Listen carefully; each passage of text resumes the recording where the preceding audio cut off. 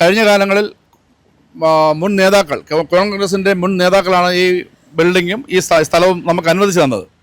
അന്ന് മുതൽ കോൺഗ്രസ് പാർട്ടിയോട് ഞങ്ങൾക്കൊരു പ്രതിബദ്ധതയുണ്ട്. ഞങ്ങൾ ഈ ഇലക്ഷനും കോൺഗ്രസ് പാർട്ടിക്ക് വേണ്ടി, ഞങ്ങളുടെ നേതാക്കൾക്ക് വേണ്ടി അക്ഷീണം ഞങ്ങൾ പ്രവർത്തിച്ചു. പക്ഷേ ജയിച്ചു വന്നപ്പോൾ പ്രബല സമുദായത്തിൽപ്പെട്ടവരെ മാത്രം മന്ത്രി സ്ഥാനങ്ങളും അങ്ങനെയുള്ള കൊടുക്കുകയും ഞങ്ങളുടെ ഈ ഒരു സമുദായത്തെ മാത്രം അവഹേളിക്കുന്ന ഒരവസ്ഥ ഞങ്ങൾക്ക് കാണാൻ സാധിച്ചു. വളരെയേറെ മാനസിക വിഷമം ഞങ്ങൾക്കുണ്ട്. കാരണം ഇതിൽ ഈ പറഞ്ഞതുപോലെ ഡോക്ടർ പാളയം അശോകൻ സാറും അതുപോലെ തന്നെ ഫിലിം ഡയറക്ടറായിരുന്ന ആക്ടർ പ്രേംകുമാർ സാറ്, അപ്പോൾ അവരൊക്കെ ഞങ്ങളുടെ സമുദായത്തിന് വേണ്ടി മുൻനിരയിൽ നിൽക്കുന്നവരാണ്. ഞങ്ങളെ എല്ലാ രീതിയിലും ഹെൽപ്പ് ചെയ്തുകൊണ്ട് നിൽക്കുന്നവരാണ്. ആദ്യം അരുവിക്കര ഇലക്ഷന് ഡോക്ടർ പാളയ അശോകനെ നിർദ്ദേശിക്കുകയുണ്ടായി. അപ്പോൾ ഞങ്ങൾ വളരെയേറെ സന്തോഷിച്ചു. ഞങ്ങളുടെ നേതാവാണല്ലോ.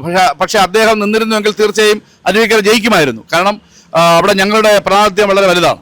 അപ്പോൾ ഞങ്ങളുടെ പ്രാതിനിധ്യത്തിലൂടെ ഞങ്ങൾ പ്രവർത്തിച്ചതിൻ്റെ ഫലമായി ഒത്തിരിയേറെ നേതാക്കൾ ഇതിലേക്ക് കടന്നു വന്നിട്ടുണ്ട്, കോൺഗ്രസിലേക്ക് ജയിച്ചു വന്നിട്ടുണ്ട്.